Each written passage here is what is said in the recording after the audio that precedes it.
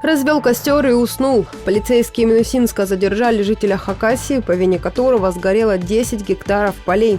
Крупный пал травы произошел в районе Братского моста. На месте происшествия участковый поймал поджигателя с поличным. Оказалось, что мужчина из Хакасии 1,5 месяца жил в палатке на территории Минусинского района. Утром он готовил себе завтрак на костре и уснул. Проснувшись, увидел, что загорелась трава. Стал собирать свои вещи, чтобы покинуть место возгорания, однако наткнулся на сотрудников полиции. За нарушение требований пожарной безопасности ему грозит наказание. А виновник пожара в Топольках заплатит 4 миллиона рублей. Напомним, весной житель Минусинского района высыпал неостывшую золу на пустырь недалеко от дома.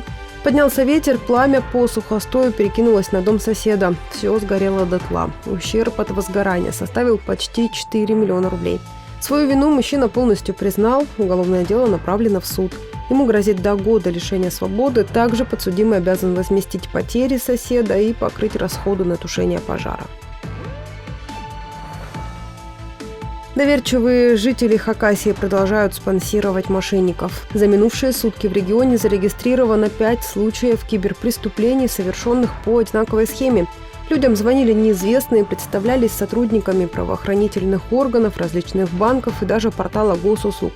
Кого-то пугали, что на него по доверенности хотят оформить кредит, кому-то угрожали, что прямо сейчас исчезнут все сбережения. В панике, спасая деньги, все потерпевшие установили на свои телефоны приложение удаленного доступа. В итоге у них со счетов списали от 40 до 360 тысяч рублей. На одну из жертв еще и оформили крупный кредит. По всем фактам возбуждены уголовные дела.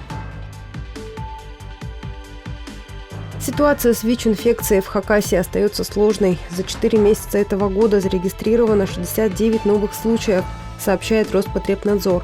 84% заразились от партнеров, 14,5% при употреблении наркотиков.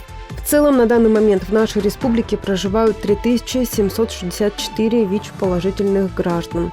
Эпидемиологи приводят данные к очередной дате. Ежегодно, каждое 3 воскресенье мая – День памяти умерших от СПИДа.